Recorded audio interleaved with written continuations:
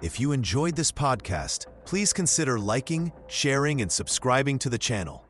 Sharing it with your friends and family helps spread knowledge, and when we help others grow, we grow too. Thank you so much for listening.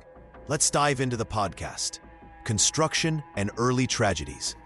The steel was cold that morning in 1934 when 17-year-old Malcolm Aitken climbed the scaffolding for the last time.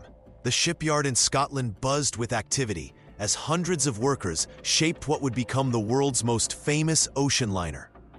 Malcolm was just an apprentice, eager to learn his trade and proud to work on such a grand project. But the Queen Mary demanded blood from the very beginning. Malcolm fell from the scaffolding during routine work. The records show his death was quick. The witnesses spoke of something strange. Other workers claimed they heard him call out to someone who wasn't there moments before he lost his grip. They said he looked up at empty air, as if responding to a voice only he could hear. The shipyard bosses kept the accident quiet. Work continued, but the men whispered among themselves. More accidents followed. A welder suffered severe burns when his equipment mysteriously failed.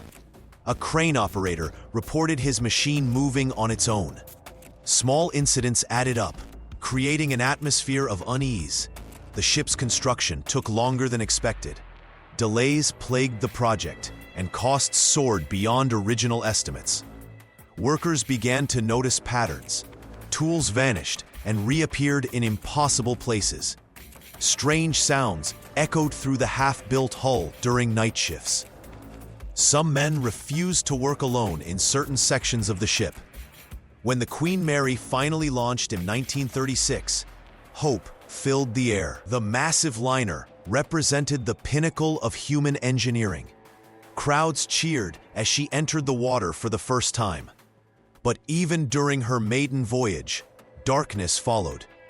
A passenger fell overboard during the second day at sea. The crew searched for hours but found no trace. Other passengers reported seeing a young man in work clothes walking the decks at night, though no such person appeared on the passenger list. The crew dismissed these sightings as seasickness or imagination. Engine room workers complained of cold spots in certain areas. They described feeling watched while performing routine maintenance. One engineer swore he saw someone in the shadows, dressed like a shipyard apprentice from the construction days. The Queen Mary's early years established a pattern that would follow her throughout her career.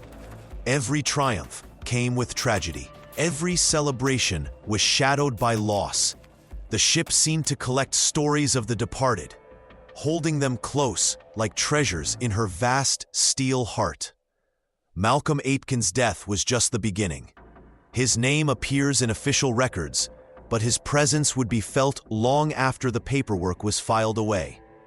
The Queen Mary had claimed her first soul during construction, and she would never let him go. The Queen Mary in World War II. The year 1940 changed everything for the Queen Mary. War had come to the world, and this grand ocean liner would never be the same again. The British government needed her strength and speed for something far more dangerous than carrying wealthy passengers across calm seas. Workers swarmed over the ship like busy ants. They stripped away the luxury and painted her a dull gray color. This gray paint would help hide her from enemy ships and planes. Soon, people began calling her the Gray Ghost. The name fit perfectly.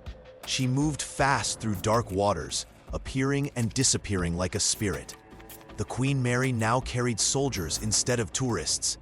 Thousands of young men, packed into spaces where elegant guests once danced and dined. The ship could hold up to 16,000 troops at one time. These brave souls were heading toward battles they might never return from. The air inside felt heavy with worry and hope mixed together. Captain Gordon Illingworth knew his ship well, but wartime sailing brought new fears. Enemy submarines hunted in the cold Atlantic waters. Every journey could be the last. The Queen Mary traveled alone now, trusting only her speed to keep safe. October 2nd, 1942, started like any other wartime voyage. The Queen Mary carried 10,000 American troops bound for Scotland. The HMS Curacoa, a smaller warship, joined her as protection. Both ships followed a zigzag pattern to confuse any watching enemies. Something went terribly wrong that afternoon. The two ships were supposed to work together. Instead, they came too close. The massive Queen Mary, weighing 80,000 tons, could not stop or turn fast enough. Her steel bow crashed into the side of the smaller Curacoa like a giant hammer hitting an egg. The sound was awful. Metal screamed against metal. The Curacoa broke in half within minutes. Her 430 crew members found themselves in freezing water. Most would never see home again. Only 99 men survived that day. The Queen Mary could not stop to help. Orders were clear. Stopping meant becoming an easy target for enemy submarines. She had to keep moving with her 10,000 soldiers on board. This choice haunted everyone who lived through it. The accident stayed secret for years. Families waited for news that never came. Official reports remained locked away in government files. Only after the war ended did people learn the truth about what happened in those cold October waters. Some say the tragedy changed the Queen Mary forever. The spirits of those lost sailors might have followed her home. Strange things began happening on board after that terrible day. Fatal accident at Door 13, July 10th, 1966. The date burned itself into the Queen Mary's history like a brand. John Petter was just 18 years old when he reported for duty that morning. Young and eager, he had joined the crew only weeks earlier. His smile was infectious. His laugh echoed through the corridors. Nobody could have known this would be his final day aboard the great ship. The massive watertight doors were a marvel of engineering. Each one weighed several tons. They could seal sections of the ship in emergencies, but they moved with crushing force. During a routine drill, something went terribly wrong. Door 13 was closing as scheduled. Petter was in the wrong place at the wrong time. Witnesses say he tried to slip through the narrow gap. The door caught him. The sound was sickening. His fellow crew members rushed to help, but it was too late. The official report listed it as an accident, a tragic mistake. The ship's logs recorded the time, date, and cause of death. Everything seemed straightforward. But that was just the beginning. Within weeks, strange things started happening near Door 13. Crew members reported seeing a young man in work clothes. He would appear suddenly, then vanish into thin air. The figure matched Petter's description perfectly. Same height, same build, same youthful face. The sightings followed a pattern. They happened most often during shift changes. Workers would glimpse him from the corner of their eye. When they turned for a better look, nothing was there. But the feeling of being watched remained. Some heard footsteps in empty corridors. Others felt cold spots that had no explanation. The temperature would drop 20 degrees in seconds, then return to normal just as quickly. Mary Henderson worked in housekeeping for 30 years. She had seen everything the ship had to offer. But Door 13 made her nervous. She would only clean that area with another person present. She swore she could feel someone watching her work. The emotional weight was crushing. Crew members who had been there that day carried guilt for decades. They replayed those final moments endlessly. Could they have prevented it? Should they have acted faster?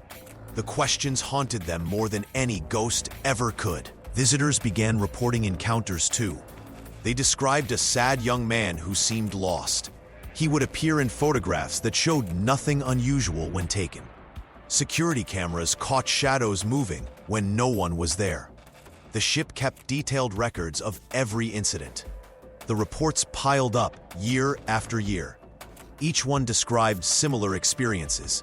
The same location, the same figure, the same overwhelming sense of tragedy that seemed to hang in the air like fog. The most haunted room, B340. The trouble with room B340 started quietly. Guests would call the front desk in the middle of the night.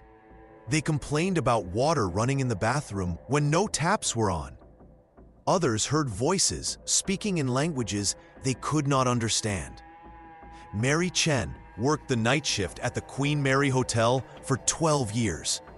She remembers the first time she entered B340 after a guest complained. The room felt different from the others. Cold air seemed to move around her feet, even though the heating worked perfectly. The temperature would drop 20 degrees in seconds, Mary recalls. I would check the thermostat, but it showed normal readings. Yet I could see my breath in that room. The reports grew stranger. Guests woke to find their belongings moved across the room. Suitcases appeared in the hallway outside their door. Some visitors claimed invisible hands pulled their blankets off during the night. Hotel manager Robert Mills kept detailed records of every complaint. By 1987, room B340 had generated more incident reports than any other room on the ship. The pattern was always the same. Guests would check in excited to stay on the famous ocean liner. By morning, they demanded different rooms or left entirely. The most disturbing incident happened in October 1988. A family of 4 checked into B340 for a weekend stay. At 3 in the morning, other guests heard screaming from their room. Security found the family huddled in the hallway, refusing to go back inside. The father described a figure standing at the foot of their bed. The shape looked like a man in old-fashioned clothing, but his face remained hidden in shadow. When the father turned on the lights, the figure vanished, but the smell lingered. Other guests reported this same smell, sweet and sickly, like flowers left too long in water. Hotel staff began to notice their own experiences. Housekeepers found beds they had just made completely torn apart. Fresh towels appeared soaked and dirty within minutes of being placed in the room. The television turned on by itself, always tuning to static-filled channels. Maintenance workers refused to enter B340 alone. They reported tools moving on their own and electrical equipment failing without explanation. The room's phone would ring constantly, but no one was ever on the other end. By 1989, the hotel made a difficult choice. Room B340 was quietly removed from the booking system. The door remained locked. Staff were told the room needed permanent maintenance work. The official reason given was structural repairs. But everyone who worked on the Queen Mary knew the real truth. Some rooms hold on to their past too tightly to ever let guests rest in peace. Hauntings of the first-class swimming pool. The chlorine smell still hangs in the air.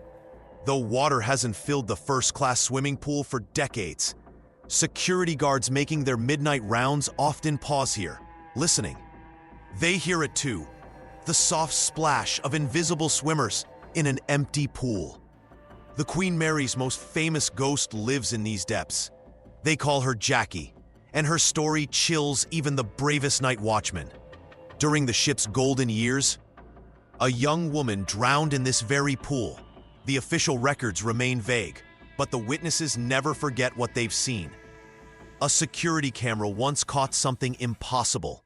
The footage shows wet footprints appearing one by one across the pool deck. No person made them. No water source could explain them. Each print appeared fresh and clear, as if someone had just climbed out of the empty pool. Night shift workers refuse to patrol alone anymore. Too many have heard the gentle lapping of water against pool walls that hold only air. Some report seeing a young woman in vintage swimwear, her dark hair dripping wet. She appears for mere seconds before vanishing, leaving only the echo of water drops hitting tile. The temperature always drops 10 degrees when she appears, whispers one longtime security guard. His voice shakes as he recalls finding puddles of water in impossible places. Near the diving board, around the pool's edge, sometimes leading up the walls themselves. Tour guides collect these stories like treasures. Each account adds weight to the mystery. A maintenance worker once discovered soaking wet towels folded neatly on benches that had been bone dry an hour earlier. Cleaning crews arrive to find windows fogged with condensation from the inside, though the room stays sealed. Jackie seems drawn to children visiting the ship. Young guests often wave at empty corners, claiming to see a sad lady in old-fashioned clothes. Their parents see nothing, but cameras sometimes capture strange mists where the children point. The Queen Mary embraces these ghost stories now. Paranormal tours sell out months ahead, with visitors hoping for their own encounter. The pool area remains the most requested stop. Everyone wants to meet Jackie, though few truly understand what they're asking for. Former crew members from the ship's sailing days sometimes return as elderly visitors. Their faces grow pale when guides mention the pool's reputation. Some nod knowingly but refuse to share what they remember. Others whisper about accidents that never made it into official reports. The wet footprints still appear. Security footage captures them regularly now, always following the same path from the deep end to the changing rooms. Scientists study the recordings but find no explanation. Jackie's presence grows stronger each year, as if the ship's retirement has given her more freedom to roam. The Lady in White and Other Spirit Sightings. The silence of the Queen's salon breaks only when she appears. Witnesses describe her the same way, time after time. A woman in white, moving to music no one else can hear. Security guard John Petter first saw her in 1967. He was making his midnight rounds when he noticed movement near the grand piano. A pale figure glided across the polished floor, her dress flowing like water. When he called out, she simply faded away. The same woman returned in 1982. This time, a cleaning crew watched her dance for nearly 10 minutes. They stood frozen as she spun and swayed, her face serene and distant. One cleaner tried to approach, but she vanished the moment he stepped forward. Dozens more have seen her since. Tour guides whisper about the elegant lady who appears during quiet hours. Some say she wears a 1930s gown. Others claim her dress seems older, from the ship's earliest days. All agree on one thing: she dances as if the golden age never ended. But she is not alone on this floating city of spirits. In the ship's pool area, children giggle and splash where water no longer flows. Guests report seeing small figures running between the empty changing rooms. Their laughter echoes off the tiles, sweet and haunting. Down in the engine room, workers in old uniforms still tend to machinery that stopped running decades ago. They move with purpose, checking gauges and turning valves that no longer connect to anything. These figures appear solid at first glance, then dissolve when approached. The ship's corridors host their own mysterious residents. Passengers in formal wear walk the halls, heading to parties that ended long ago. They nod politely to living visitors, then step through walls as if doors still existed where walls now stand. Each sighting follows a pattern. The spirits appear most often during quiet moments, when few people are around. They seem unaware of the modern world, lost in memories of the ship's glory days. Witnesses describe feeling watched, as if invisible eyes follow them through the passages.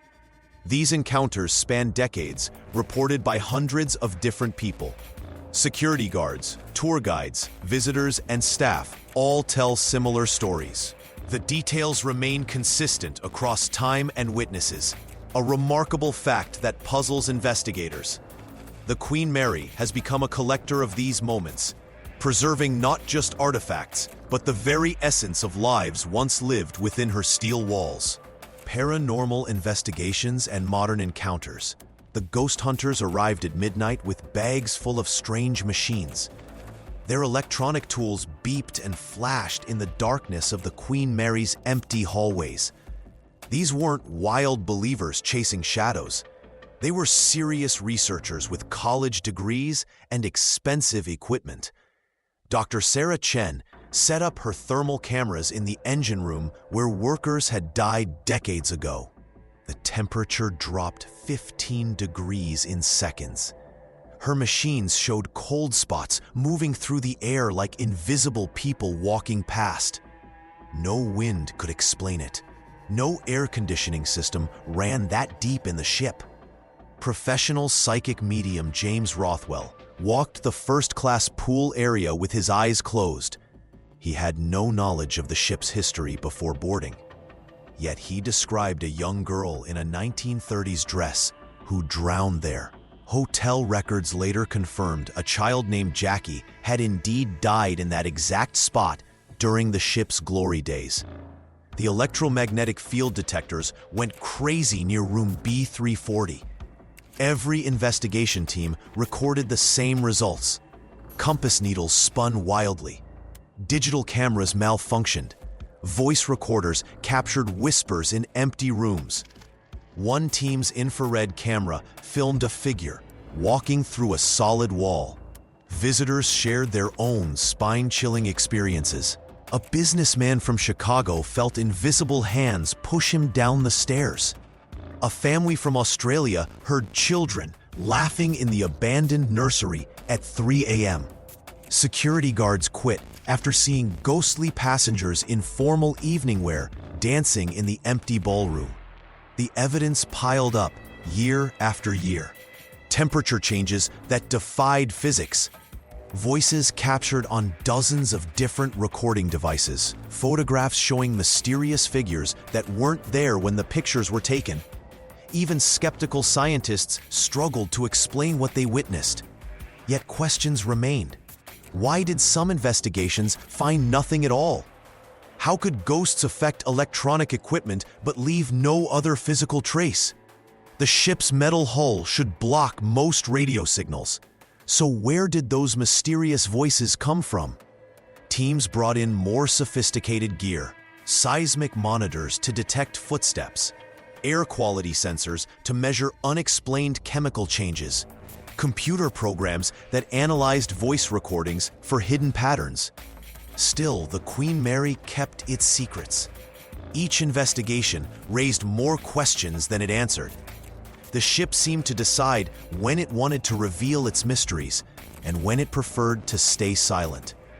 Researchers left with folders full of strange data, but no clear proof of life after death. The Queen Mary had become a laboratory for the impossible. Scientists and ghost hunters worked side by side, chasing answers that always seemed just beyond their reach. The old ocean liner had found a new purpose in her retirement years, serving as the world's most famous floating mystery. The Queen Mary's legacy as a haunted tourist attraction. The massive ship sat silent in Long Beach Harbor, her ocean days finished forever. But something strange happened as workers turned the Queen Mary into a hotel. The ghosts seemed to grow stronger, not weaker. In 1971, the ship opened her doors to paying guests. People came to sleep in the same rooms where passengers once dreamed of new lands. But many visitors got more than they bargained for. Cold spots appeared in warm hallways. Doors slammed shut on their own. Footsteps echoed from empty decks above. The hotel staff noticed things too. Elevators moved between floors with no one inside. Water taps turned on by themselves in the middle of the night. Room phones rang, but no voice answered when guests picked up. These were not one-time events. They happened again and again. Soon, word spread about the haunted hotel floating in California. Instead of scaring people away, the ghost stories drew them closer. Visitors came hoping to see something strange. The Queen Mary's owners realized they had something special. The first official ghost tours began in the 1980s. Guides led groups through dark corridors, telling tales of the spirits who never left. They visited the pool area, where children once played, and now some say still splash in empty water. They walked through the engine room, where workers died, and their voices still call out warnings. The tours became wildly popular. People from around the world booked trips just to hunt for ghosts. The ship's managers added special Halloween events and overnight ghost hunts. What started as a simple hotel became a destination for mystery seekers. Staff members collected hundreds of ghost stories over the years. A lady in white walks the first-class hallways. A man in overalls appears in the boiler room, then vanishes. Children's laughter drifts from playrooms that have been empty for decades. Security cameras catch moving shadows when no one is around. The Queen Mary found new life in death stories. Her tragic past became her greatest attraction. Visitors sleep in haunted rooms and eat in dining halls where spirits reportedly still gather. The ship that once carried the living across oceans now carries the curious into the world of the unknown. Today, the Queen Mary remains one of America's most famous haunted places. Her steel walls hold more than history. They hold mysteries that refuse to fade. The Grand Lady of the Sea has become the Grand Lady of Ghosts, where every creaking board might hide another secret waiting to be discovered.